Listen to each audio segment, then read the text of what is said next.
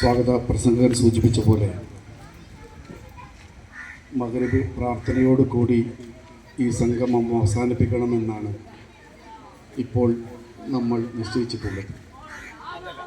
അതുകൊണ്ട് തന്നെ വേദിയിൽ നേരത്തെ പരാമർശിക്കപ്പെട്ട വലിയ നേതാക്കന്മാരുടെ ഒന്നും പേരുകൾ വീണ്ടും ഞാൻ ആവർത്തിച്ച് പരാമർശിക്കുന്നില്ല.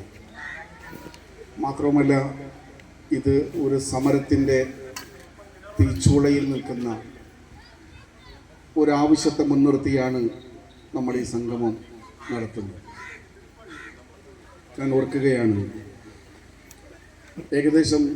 ഏകദേശമല്ല 4 വർഷം മുമ്പ് ഇതുപോലെ ഒരു ഫെബ്രുവരി മാസ അവസാനത്തിൽ എനിക്ക് തോന്നുന്നു ഫെബ്രുവരി 23-ാം തീയതി തന്നെയാണെന്നാണ് എൻ്റെ ഓർമ്മ. ഇതേ കൂരിക്കാട് വെച്ച് 4 വർഷം മുമ്പ് ഫെബ്രുവരി മാസം 23-ാം തീയതി എന്ന ഇന്നത്തെ തീയതിക്ക് ഫോറസ്റ്റ് വകുപ്പ് ഒരു യോഗം സംഘടിപ്പിക്കുകയുണ്ടായി. തൊട്ടപ്പുറത്തെ ആ വിശാലമായ പറമ്പിൽ കേരളത്തിൻ്റെ വനം വകുപ്പ് മന്ത്രിയുടെ ഒരു പ്രഖ്യാപനം നടത്തുന്നതിന് വേണ്ടിയാണ് ആ വലിയ യോഗം അവർ സംഘടിപ്പിച്ചത്. അതിന് ഏകദേശം 9 ദിവസങ്ങൾക്ക് മുമ്പ് സർക്കാർ ഒപ്പിട്ട് നൽകിയ ഒരു വിജ്ഞാപനം, ഒരു കരട് വിജ്ഞാപനം ഫെബ്രുവരി മാസം 22-ാം തീയതിയിലെ ഗസറ്റിലാണ് പ്രസിദ്ധീകരിച്ചത്. 2021 ഫെബ്രുവരി മാസം 22-ാം തീയതി ഗസറ്റിൽ പബ്ലിഷ് ചെയ്ത ഒരു നോട്ടിഫിക്കേഷനെ ആസ്പദമാക്കിയാണ് തൊട്ടു പിറ്റേ ദിവസം, അഥവാ 23-ാം തീയതി നമ്മുടെ കൂരിക്കാട് പ്രദേശത്ത് ഫോറസ്റ്റ് വകുപ്പ് ഒരു യോഗം സംഘടിപ്പിച്ചു. ആ യോഗത്തിൽ പങ്കെടുക്കാൻ അവസരം ലഭിച്ച ഒരാളെന്ന നിലക്ക്, ജില്ലാ പഞ്ചായത്ത് മെമ്പർ എന്ന നിലക്ക് ആ പരിപാടിയിൽ ആശംസ അർപ്പിക്കുന്നതിന് വേണ്ടിയാണ് ഞാൻ ക്ഷണിക്കപ്പെട്ടിരുന്നത്. എന്നെപ്പോലെ ജനപ്രതിനിധികളായ മറ്റു ചിലരും ഉണ്ടായിരുന്നു. ഞാൻ ആ യോഗത്തിൽ അന്ന് 4 വർഷം മുമ്പ് ആദ്യമായി ഇതിൻ്റെ ലക്ഷണങ്ങൾ കണ്ട അന്നേ ദിവസം അതേ ഫോറസ്റ്റ് ഉദ്യോഗസ്ഥന്മാരെ, principal, chief conservator of forest ഉൾപ്പെടെയുള്ള ഈ സംസ്ഥാനത്തെ ഏറ്റവും ഉന്നതരായ ഫോറസ്റ്റ് ഡിപ്പാർട്ട്മെന്റിന്റെ ഉദ്യോഗസ്ഥരെയും അന്ന് ഹാജരായ MLA-മാരെയും സാക്ഷി നിർത്തി ആ വേദിയിൽ ഞാൻ പറഞ്ഞത്, ഞങ്ങൾ ഇതിൽ സംശയിക്കുന്നു എന്നാണ്. ഇതിൽ വലിയ സംശയം ഞങ്ങൾക്കുണ്ട്. ഞങ്ങളുടെ ആശങ്കകൾ പരിഹരിക്കപ്പെടുന്നത് വരെ ബ്ലോക്ക് പഞ്ചായത്ത് മെമ്പറും ഈ സമരത്തിൻ്റെ ഒക്കെ മുന്നണി പോരാളിയുമായ പ്രിയപ്പെട്ട ഷാജൻ മാഷ് എത്തിച്ചേർന്നിട്ടുണ്ട്. ആ യോഗത്തിൽ വെച്ച് തുടക്കത്തിലെ ഇത് അപകടമാണെന്ന് ഞങ്ങൾ സംശയിക്കുന്നു, അതുകൊണ്ട് ഇതിന് ഞങ്ങളിപ്പോൾ ആശംസ നേരുന്നില്ല എന്നാണ് ആശംസാ പ്രസംഗത്തിന് പോയി ജില്ലാ പഞ്ചായത്ത് മെമ്പർ എന്ന നിലയ്ക്ക് ഞാൻ അവിടെ സൂചിപ്പിച്ചു. പിറ്റേ ദിവസം ഇതുമായി ബന്ധപ്പെട്ട അന്വേഷണങ്ങൾ നടത്തി ആദ്യമായി ഇത് അപകടകരമാണ്, ചെറുത്തു നിൽക്കേണ്ടി വരും, ഈ ജനത ചെറുത്തു നിൽക്കണം എന്ന് 2021 ഫെബ്രുവരി മാസം 24-ാം തീയതി ഞാൻ എൻ്റെ ഫേസ്ബുക്ക് വാളിൽ എഴുതിയത് എപ്പോഴും അതേ തീയതിയിലെ എൻ്റെ പോസ്റ്റ് പരതുന്ന ആർക്കും ബോധ്യപ്പെടും. ഞാനിത് തുടക്കത്തിൽ സൂചിപ്പിക്കാനുള്ള കാരണം, ഈ പ്രദേശത്തെ റിസർവ്ഡ് ഫോറസ്റ്റ് ആക്കി മാറ്റുന്നതിനെ കുറിച്ചുള്ള സമരങ്ങൾ കൊഴുത്തുവരവേ ഇതിനെ ഡൈവേർട്ട് ചെയ്ത് ഈ വിഷയത്തിൻ്റെ പ്രാധാന്യത്തെ മറ്റു പല ചാലുകളിലേക്ക് ഒഴിച്ചുവിടുന്നതിന് വേണ്ടിയുള്ള ബോധപൂർവമായ ശ്രമങ്ങൾ ഇവിടെ നടക്കുന്നുണ്ട്. ഇപ്പോഴും ആളുകളിൽ ആശയക്കുഴപ്പമുണ്ടാക്കാൻ ശ്രമിച്ചുകൊണ്ടിരിക്കുകയാണ് പലരും. ഞാൻ ഒരു കാര്യം നിങ്ങളോട് പറയട്ടെ, ചിലരുടെയൊക്കെ ധാരണ ഇപ്പോഴും ഫോറസ്റ്റ് ഡിപ്പാർട്ട്മെന്റ് ഇവിടെ ഒരു നിയമം ഉണ്ടാക്കിയിട്ടുണ്ട്, ഇവിടെ റിസർവ്ഡ് ഫോറസ്റ്റ് ആക്കാൻ ഫോറസ്റ്റ് ഡിപ്പാർട്ട്മെന്റ് എന്തോ ഒരു നിയമം വരുത്തിയിട്ടുണ്ട്, ഒരു നോട്ടിഫിക്കേഷൻ ഉണ്ടാക്കിയിട്ടുണ്ട് എന്നാണ് പലരുടെയും ധാരണ. സത്യത്തിൽ അത് തെറ്റാണ്. നമ്മുടെ സംസ്ഥാനത്തെ ഫോറസ്റ്റ് ഡിപ്പാർട്ട്മെന്റ് അല്ല ഇങ്ങനെ ഒരു നോട്ടിഫിക്കേഷൻ ഇറക്കിയിട്ടുള്ളത്. ഇങ്ങനെ ഒരു നോട്ടിഫിക്കേഷൻ ഇറക്കാനുള്ള ഒരു അധികാരവും ഫോറസ്റ്റ് ഡിപ്പാർട്ട്മെന്റിനില്ല. പിന്നെ ആരാണ് ഈ പ്രദേശത്ത് 234ഓളം ഏക്കർ വരുന്ന ഭൂമി റിസർവ്ഡ് ഫോറസ്റ്റ് ആക്കി മാറ്റണമെന്ന നോട്ടിഫിക്കേഷൻ ഇറക്കിയത്? അത് മറ്റാരുമല്ല, ശ്രീ പിണറായി വിജയൻ നേതൃത്വം കൊടുക്കുന്ന സംസ്ഥാനത്തിന്റെ ഗവൺമെന്റിന് മാത്രമേ സർക്കാരിന്റെ അധീനതയുള്ള ഒരു ഭൂമി റിസർവ്ഡ് ഫോറസ്റ്റ് ആക്കാനുള്ള അധികാരമുള്ളൂ. ഒരു ഡിപ്പാർട്ട്മെന്റിനും ഒരു വകുപ്പിനും അതിനുള്ള അധികാരമില്ല. ഒരു ഗവൺമെന്റ് തീരുമാനിക്കണം. അങ്ങനെ ഒരു തീരുമാനമെടുത്തതിന്റെ പശ്ചാത്തലത്തിലാണ് കഴിഞ്ഞ 4 വർഷക്കാലമായി ഈ പ്രദേശത്തുള്ള ജനങ്ങൾ നിരന്തരമായ ചെറുത്തുനിൽപ്പിലേക്ക് പോകുന്നത്. ചിലരൊക്കെ ഇന്നലെ എനിക്ക് ഷുക്കൂർ ഒരു വാട്സപ്പിൽ ഒരു കമന്റ് എടുത്തിട്ടുണ്ടായി. അതിൽ പറഞ്ഞത്, ജില്ലാ പഞ്ചായത്ത് മെമ്പറെ ഇപ്പൊ സമരങ്ങൾക്കൊന്നും കാണുന്നില്ല, ആദ്യമൊക്കെ 1-2 പ്രാവശ്യം കണ്ടു എന്നാണ്. എന്താ കാരണം എന്നാണ് ആ ചോദിച്ചത്. ഷുക്കൂർ കൂടെ ഉണ്ടെന്ന് വിചാരിക്കും, ഞാൻ നേരത്തെ കണ്ടു ഷുക്കൂർ. അപ്പോ ഈയിടെ ഇതിലെ ഒരു സംഘടന സമരം നടത്തുന്ന ഒരു സംഘടന തിരുവനന്തപുരത്ത് ഒരു സമരം നടത്തിയിരുന്നു. അന്ന് മുൻകൂട്ടി പ്രഖ്യാപിച്ച ചില പരിപാടികൾ ഉള്ളതിനാൽ എനിക്ക് തിരുവനന്തപുരത്തേക്ക് പോകാൻ കഴിഞ്ഞില്ല എന്നത് സത്യമാണ്. പക്ഷേ ഈ വിഷയം ഏറ്റവും ആദ്യം ജനങ്ങൾക്ക് മുമ്പാകെ വിളിച്ചു പറഞ്ഞത് ജില്ലാ പഞ്ചായത്ത് മെമ്പറാണ്. അതിനുശേഷം ഇതിന്റെ ആപത്തിനെ കുറിച്ച് അന്ന് ഫോറസ്റ്റ് ഡിപ്പാർട്ട്മെന്റ് പറഞ്ഞ വള്ളിക്കുന്ന് പ്രദേശത്തെ ജനങ്ങളുമായി പോയി സംസാരിച്ചതും ഇവിടുത്തെ ജില്ലാ പഞ്ചായത്ത് മെമ്പറാണ്. ഇതിന്റെ വിവരങ്ങൾ ജനങ്ങളോട് വിളിച്ചു പറഞ്ഞതും ഫേസ്ബുക്ക് പോസ്റ്റിലൂടെ ജനങ്ങളെ ബോധവൽക്കരിച്ചതും ഒരു സമര സജ്ജമാക്കി ജനങ്ങളുടെ മനസ്സിനെ രൂപപ്പെടുത്തിയതും ജില്ലാ പഞ്ചായത്ത് മെമ്പർക്ക് അതിന് സാധിച്ചു എന്നതിൽ ഞാൻ സന്തുഷ്ടനാണ്. അതിനുശേഷം നടന്ന നിരന്തരമായ സമര പ്രോഗ്രാമുകൾ, ചാവക്കാട് താലൂക്ക് സഭ എന്ന് പറയുന്ന ഒരു സഭ നിങ്ങൾ കേട്ടിട്ടുണ്ടാകും. ഈ താലൂക്കിലെ എല്ലാ ഉയർന്ന ഉദ്യോഗസ്ഥന്മാരും അടങ്ങുന്ന സഭയാണ് താലൂക്ക് സഭ. എല്ലാ വകുപ്പിന്റെയും ഉന്നത ഉദ്യോഗസ്ഥന്മാരിരിക്കുന്ന സഭയാണ്.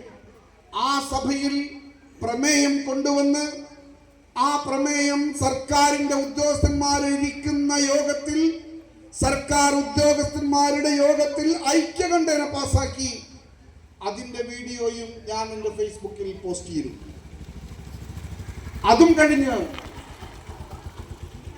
മുസ്ലിം ലീഗിന്റെ പഞ്ചായത്ത് കമ്മിറ്റിയുടെ നേതൃത്വത്തിൽ പാവരട്ടി ഇന്ന് വരെ ദർശിച്ചിട്ടില്ലാത്ത ഒരു രാപ്പകൽ സമരം നടക്കുകയുണ്ടായി.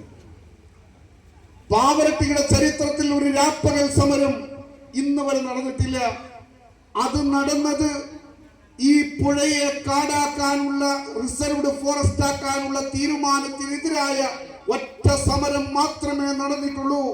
ആ സമരം രാവും പകലുമായി ഉറങ്ങാതിരുന്ന് നടത്തിയ, ആ സമരം നടത്തിയ പാർട്ടിയുടെ പേര് ഇന്ത്യൻ യൂണിയൻ മുസ്ലിം ലീഗ് എന്നാണ് എന്ന് പറയാൻ എനിക്ക് അഭിമാനമുണ്ട്.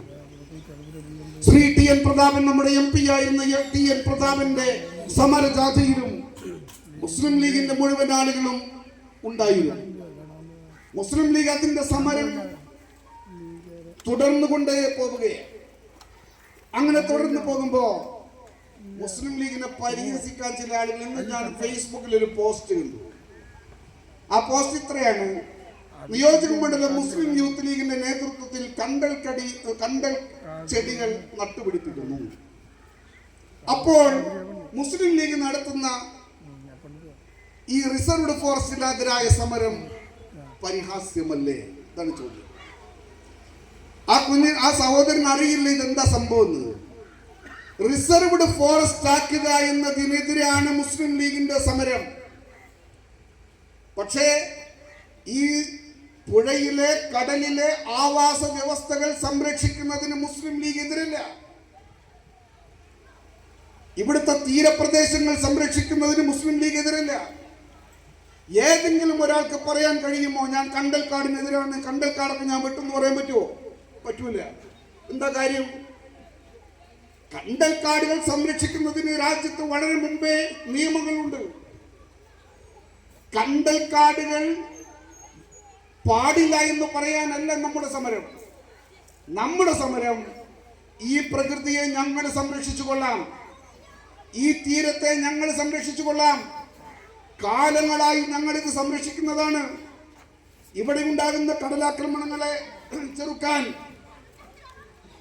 അത് പുഴയുടെ തീരത്തേക്ക് വരുന്നത് ചെറുക്കാൻ, വെള്ളത്തിന്റെ വലിയ രീതിയിലുള്ള ഒഴുക്കിനെ തടുക്കാൻ ഞങ്ങളുടെ തീരപ്രദേശങ്ങളെ ഞങ്ങൾ സംരക്ഷിച്ചോളാം, നിങ്ങൾ വരണ്ട എന്നാണ് നമ്മുടെ തീരുമാനം.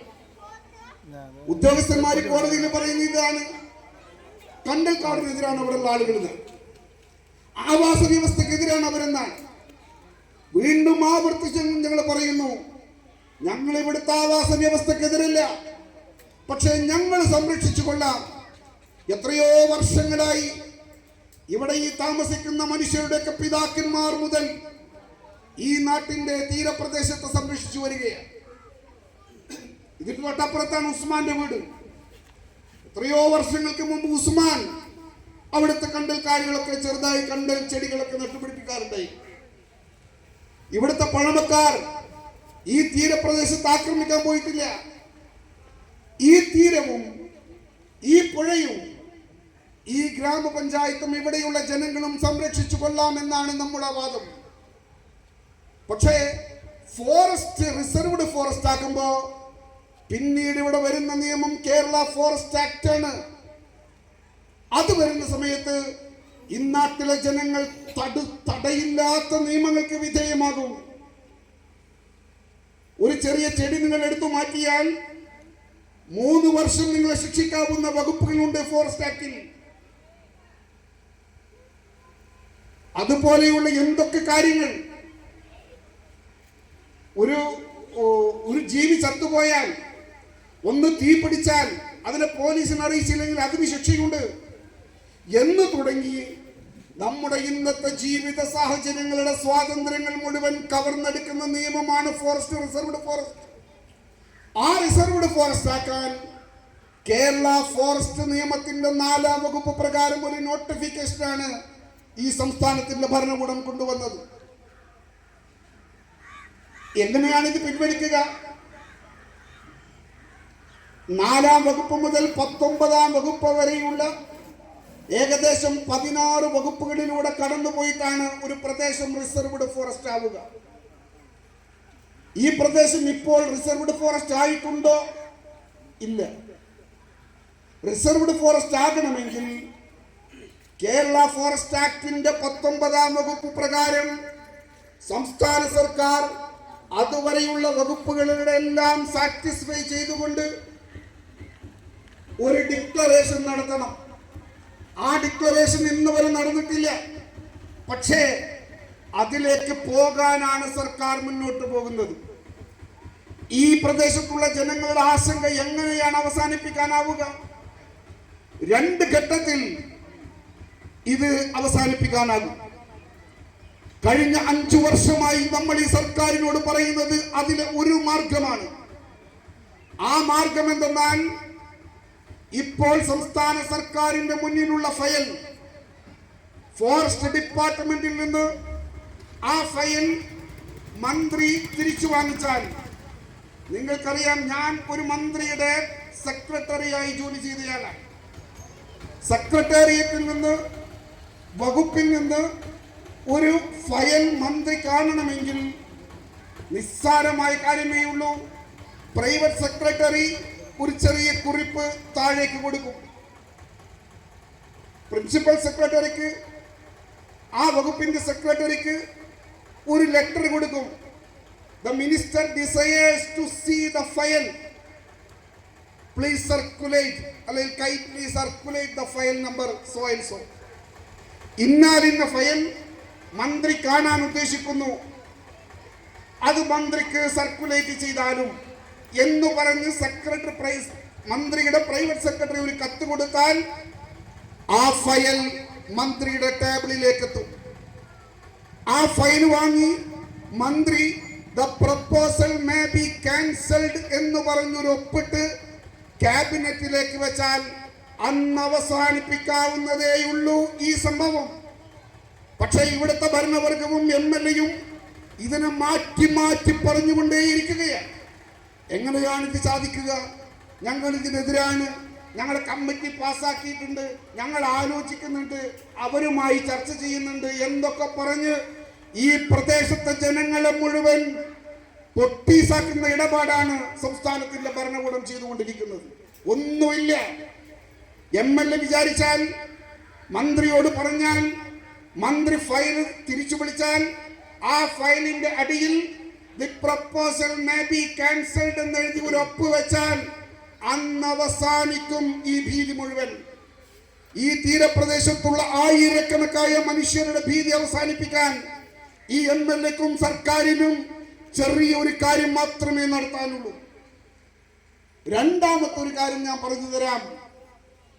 ഇനി ഇങ്ങനെ ഒരു നിയമം ഉണ്ടാക്കുമെന്ന് ഈ സർക്കാരിന് വാശിയാണെങ്കിൽ, ഈ സർക്കാർ അങ്ങനെ തീരുമാനമെടുത്ത് ഇവിടുത്തെ ജനങ്ങളെ ഉപദ്രവിക്കുമെന്ന് വാശി പിടിച്ചു പോവുകയാണെങ്കിൽ, ആ കഠിന ദ്രോഹത്തിന്റെ അടിമകളായി ഇരകളായി ഈ തീരപ്രദേശത്തെ ജനങ്ങൾ മാറിപ്പോവുകയാണെങ്കിൽ, സർക്കാരിന് ഫോറസ്റ്റ് വകുപ്പിന്റെ 26-ാം വകുപ്പ് പ്രകാരം ഏത് സമയത്തും സർക്കാരിന് ഈ വിജ്ഞാപനം റദ്ദാക്കാനുള്ള അധികാരമുണ്ട്.